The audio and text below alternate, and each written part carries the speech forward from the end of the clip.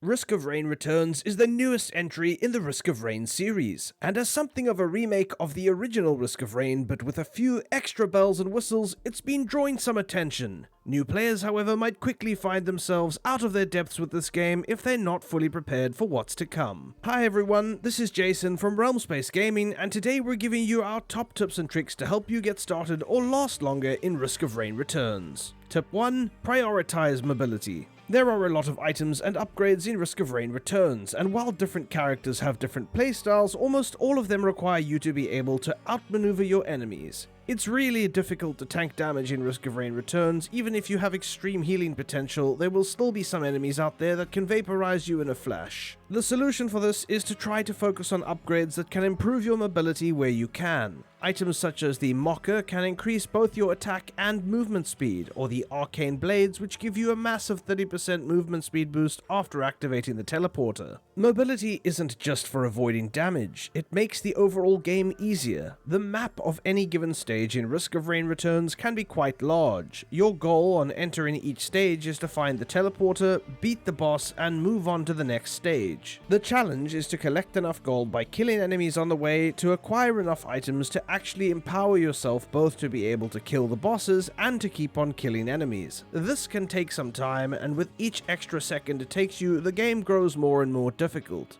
Items like the Red Whip grant you a whopping 60% move speed boost if you've been out of combat for more than a few seconds. Imagine taking half the time to traverse through each stage, avoid unnecessary fights, find all the items you need, and activate the teleporter. This is only possible if you focus on prioritizing your mobility. We promise it makes a massive difference. Tip 2. Time management. This tip ties into what we've just covered regarding mobility. Risk of Rain Returns is a game that grows progressively more difficult as the difficulty tracker on your screen ticks the seconds away.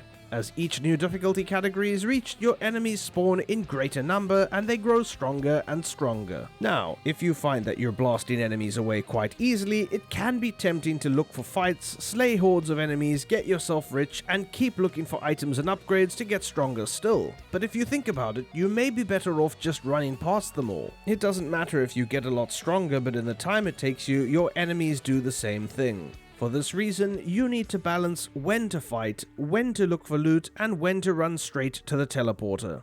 Remember that even after you activate the teleporter, you still have to deal with the teleporter boss before you can transition stages. And ideally, you don't want to have to fight that boss at a higher difficulty level just because it took you longer to reach the teleporter. Tip 3 is balanced item collection.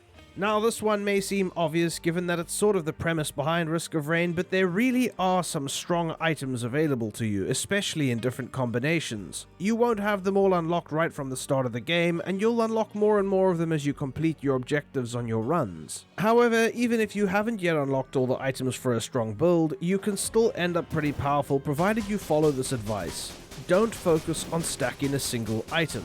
Yes, it can be extremely beneficial to do so late game, or if you're stacking uses of your ability that you depend on, but in many cases it's better to have a mix of offensive, defensive, and utility items. Don't spread yourself too thin if there's one in particular that your build depends on, but make sure you collect a good few to account for unforeseen circumstances. Sometimes you might even discover a powerful combination by accident this way. Tip number 4 is to experiment with different characters. An easy mistake to make in Risk of Rain Returns can be to think you need to master one character and then stick with them, or to ignore the characters whose playstyle you don't immediately vibe with. While there is definitely merit in mastering a character, there are a lot of amazing combinations you'll never discover if you don't play around with different characters. Furthermore, each character has unique quests to fully unlock their potential in the form of alternate skills, so be sure to look at what you need to do in order to complete them. They are one of the major goals of playing this game after all. Tip 5. Positioning matters. As a general rule of thumb, touching enemies is a bad thing in Risk of Rain Returns. Some characters are better at it than others, and some builds will keep you alive, granted, but in general, if the enemies are touching you, then they're going to be killing you. The whole point of building our mobility by following the first tip is to prevent this. Now, sometimes the level you're playing on can make this tricky, as there might not be anywhere to run without falling or getting into an environmental hazard, but this can be prevented by paying attention to the layout of the level.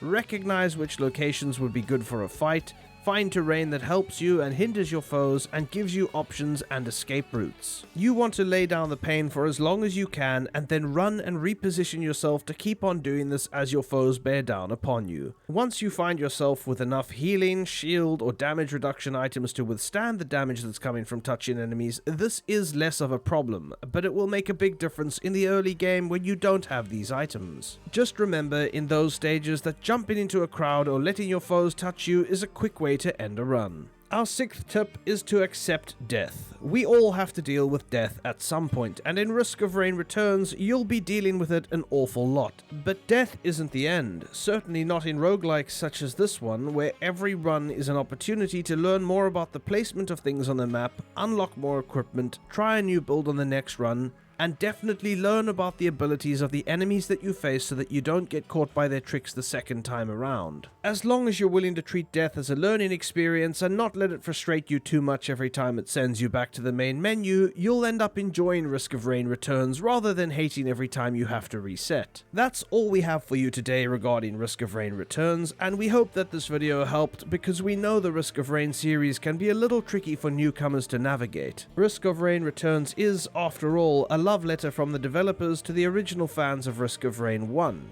and those who've come from Risk of Rain 2 might be confused to see that it's not the same 3D environment. Rest assured that Risk of Rain 2 is still receiving updates and has a DLC on the way, so if you enjoyed that, keep an eye on it, and be sure to give Risk of Rain Returns a try. I would also like to encourage you to check out our Discord server, where we're growing a passionate community of gamers and giving away some of the top titles. It's a place just to have fun, talk about your favorite games, and connect with the community here at Realm Space Gaming. My name is Jason, and here's a big thank you from all of us here at Realm Space Gaming for watching, and don't forget to enjoy the rest of your day.